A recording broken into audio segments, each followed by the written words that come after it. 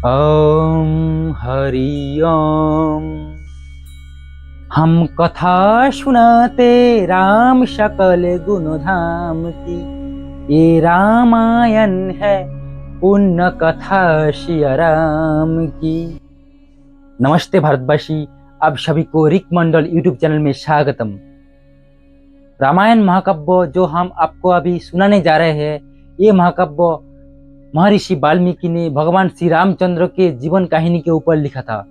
हम आपको महर्षि वाल्मीकि के रामायण के साथ साथ आज से लगभग 500 साल पहले काशी की गलियों में गोस्वामी बाबा तुलसीदास जी ने जो रामचरितमानस की रचना की थी, उस रामचरितमानस की चौपाई की भी उपयोग करूंगा हमारी राम कथा में। रामायण श्री रामचंद्र जी, लक्ष्मण जी और मिथिलेश कुमारी जनक नंदिनी सीता की जीवन की एक अपूर्व कहानी है, जो हम आपको धर्म, कर्म और मर्यादा की सही मायने में पालन करने के लिए शिक्षा और अनुप्रेरणा देगी। जम्बूद्वीपे भारत खंडे आर्यावर्ते, भारतवर्ष में एक नगरी है विख्यात अयोध्या नाम की। यही जन्म भूमि है परम पूज्य श्री राम की। हम कथा सुनाते राम सकल गुण धाम की। ये रामायण है पुण्य कथा श्री राम की। प्राचीन काल में पूरा पृथ्वी 7 प्रधान द्वीपों में विभाजित था, और इन 7 प्रधान द्वीपों में से सबसे बड़ा था जम्बूद्वीप, जो आज की वर्तमान ईरान से लेकर भारतवर्ष होते हुए इंडोनेशिया तक विस्तृत था। और जम्बूद्वीप के अंदर हिमालय और हिंद महासागर के बीच में जो भूमि था, उसका नाम था भारतवर्ष। और इसी भारतवर्ष के उत्तरी भाग में जो भूमि था, उसका नाम था आर्यावर्त। और इसी आर्यावर्त के अंदर सबसे विख्यात और प्रसिद्ध जो नगरी था, उसका नाम था अयोध्या। और इसी अयोध्या के राजा थे दशरथ। इसी अयोध्या नगरी में जन्म लिया था श्री विष्णु अवतार मर्यादा पुरुषोत्तम भगवान श्री रामचंद्र जी ने। महाराज दशरथ के 3 रानी थे, कौशल्या, कैकेयी और सुमित्रा। संतान कामेष्टि यज्ञ करवाने के बाद तीनों रानियों को 4 पुत्र हुआ, राम, लक्ष्मण, भरत और शत्रुघ्न। चारों भाइयों ने गुरु वशिष्ठ के गुरुकुल में जाकर अल्पकाल में ज्ञान लाभ करके सभी शिक्षा में पारंगत हो गई थी। फिर श्री रामचंद्र के उम्र जब 16 वर्ष हुए, तब महर्षि विश्वामित्र ने दशरथ के पास आकर राम और लक्ष्मण को अपने साथ ले गए, क्योंकि तपोवन में नरभक्षी राक्षसों ने अत्याचार कर रहा था, याग यज्ञों को नष्ट कर रहा था। श्री रामचंद्र ने महर्षि विश्वामित्र के साथ वन में गया और ताड़का राक्षसी का वध किया। फिर अहिल्या को पैर छुआकर शाप मुक्त किया। ऐसे और भी बहुत राक्षसों का वध किया था श्री रामचंद्र और लक्ष्मण जी ने। फिर मुनिवर विश्वामित्र संग ले लक्ष्मण राम सिया स्वयंवर देखने पहुंचे मिथिला धाम। इधर मिथिला के राजा जनक ने घोषणा कर दिया था कि जो शिव धनुष को उठाकर उसमें तुनीर चढ़ाएगा, वही सियावर होगा। गुरु विश्वामित्र के आदेश पर भगवान श्री रामचंद्र जी ने एक ही बार में शिव धनुष को उठा लिया था। इसी टाइम शिव धनुष पिना का टूट गया, और राजा जनक ने श्री रामचंद्र जी के साथ अपनी पुत्री सीता का विवाह दिया। फिर श्री रामचंद्र जी ने जब मिथिलेश कुमारी सीता को लेकर अपनी नगरी अयोध्या आया, तब पूरा अयोध्या नगरी के नर नारी सब हर्ष उल्लास कर रहा था और आनंद में मंगल गीत गा रहा था। पूरा माहौल बहुत सुख का था। गुरु वशिष्ठ से आज्ञा लेकर श्री रामचंद्र की राज्याभिषेक की तैयारी शुरू हुई। इधर कुटिल मंथरा ने रानी कैकेयी को बहकाया कि अपना पुत्र भरत को राजा बनाओ। फिर कैकेयी ने राजा दशरथ को बोला कि भरत को राजा बनाने के लिए और श्री रामचंद्र को 14 वर्ष के लिए वनवास को भेजने के लिए। इसी के कारण श्री राम, लक्ष्मण और मिथिलेश कुमारी ने वन जाने की तैयारी शुरू कर दी।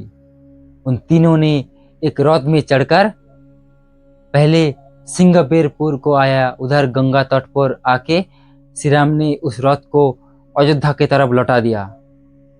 फिर तीनों ने गंगा तट पर आके, जहां कीपट ने अपना नाव में चढ़ाकर तीनों को गंगा पार कर दिया। फिर कीवट ने श्री राम को क्या बोला?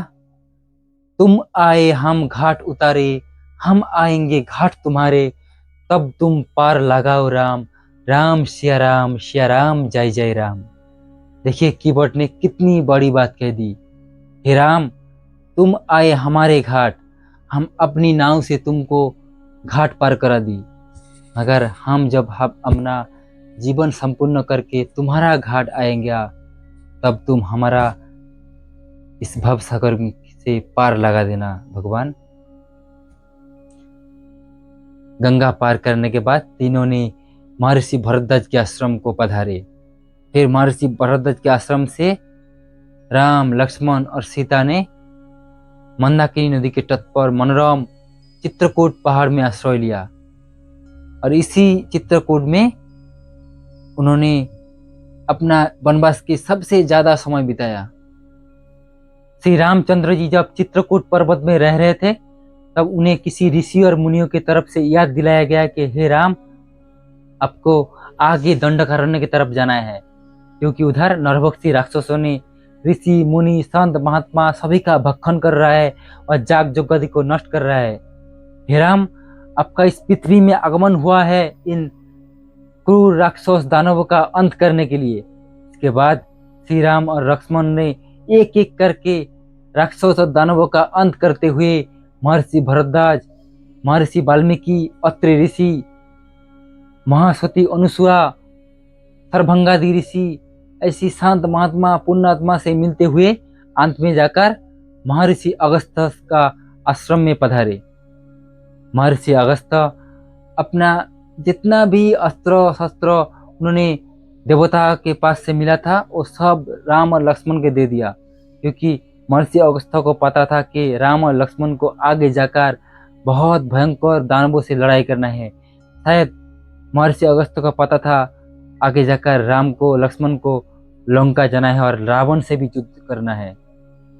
फिर महर्षि अगस्त्य राम, लक्ष्मण और माता सीता को बोला कि आप लोग जाओ और गोदावरी नदी के तट पर पंचवटी में अपना कुटिया बनाओ और उधर जाके अपना वनवास का बाकी समय ठहरो।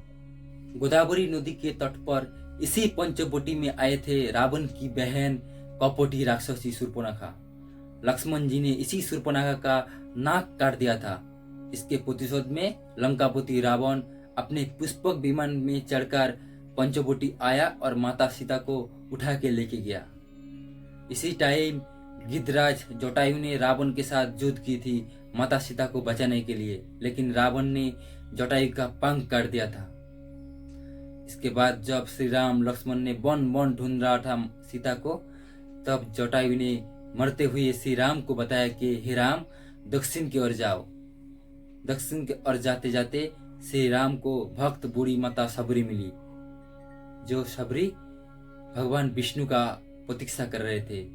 शबरी ने श्री राम को अपना झूठा फल खिलाया और बोला, हे राम, आप किष्किंधा जाओ और उधर जाके सुग्रीव से मिलो। सुग्रीव आपको सीता को ढूंढने में मदद करेगा। यहाँ से शुरू होता है पवन पुत्र बजरंगबली श्री राम भक्त हनुमान की कहानी। किष्किंधा जाकर श्री राम लक्ष्मण ने हनुमान, सुग्रीव, जाम्बुवान से मिलकर अपनी सारी कहानी सुनाई। फिर श्री राम ने कपटी, घमंडी, अत्याचारी बाली को वध करके सुग्रीव को किष्किंधा का राजा बनाया। सुग्रीव ने किष्किंधा का राजा बनते ही अपनी पूरा वानर सेना को चारों दिशाओं में भिजवाया माता सीता की पता ढूंढने के लिए। दक्षिण की ओर एक वानर सेना लेकर हनुमान जी गए थे। जब माता सीता की पता न चलने से हताश होकर हनुमान जी विंध्य पर्वत की छाव में बैठ के विश्राम कर रहा था, तभी विंध्य पर्वत की एक कोने में गिद्धराज संपाति बैठा था। संपाति ने बोला, हे हनुमान, मैं जटायु के बड़े भाई हूँ।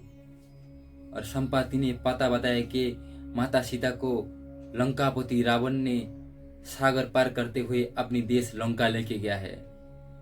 इसके बाद हनुमान जी सागर कूदकर रावण की लंका में प्रवेश किया और ढूंढने पर एक अशोक वाटिका में एक वृक्ष तले माता सीता को ढूंढा। फिर हनुमान जी माता सीता को बोला, हे माता, मुझे भेजा, हे रघुराया, सागर कूदकर मैं यहाँ आया, मैं हूँ रामदास हनुमान, सिया राम जय जय राम।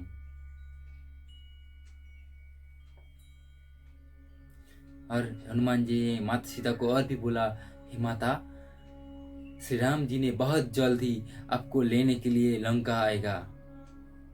इसके बाद हनुमान अपनी पूंछ से पूरा लंका को आग लगाकर सागर कूद के वापस भारत लौट आया और श्री राम, लक्ष्मण और सुग्रीव को माता सीता का समाचार सुनाया। फिर श्री राम, लक्ष्मण, सुग्रीव, अंगद, जाम्बुवान और हनुमान जी वानर सेना लेकर समुद्र तट पर रामेश्वरम में आया। रामेश्वरम में श्री राम जी ने जगत जननी जगतधात्री माता दुर्गा की वंदना की। फिर बानर, नौल और नील ने पत्थर में श्री राम लिखकर समुद्र में तैराकर सेतु बनाया। इसी सेतु का ऊपर से पूरा वानर सेना लंका में प्रवेश किया। लंका में आकर श्री राम, लक्ष्मण, हनुमान जी, सुग्रीव, जाम्बुवान, अंगद, विभीषण और पूरा वानर सेना मिलकर भयंकर निशाचर राक्षसों का सेना इंद्रजीत, कुंभकर्ण, स्वयं लंकापति रावण को वध कर माता सीता को उद्धार करके पुष्पक विमान में चढ़कर सभी ने अयोध्यापुरी को लौट आया। ओम हरि ओम। भगवान श्री विष्णु अवतार मर्यादा पुरुषोत्तम श्री रामचंद्र जी ने पृथ्वी पर अवतरित हुए थे। ताड़का, मरीच, सुबाहु, मकराक्ष, बाली, कुंभकर्ण, रावण जैसा और भी अनगिनत राक्षसों का अंत करने के लिए और पृथ्वी को मनुष्य का वासयोग्य बनाने के लिए, धर्म प्रतिष्ठा करने के लिए और हमें मर्यादा से जीना सिखाने के लिए।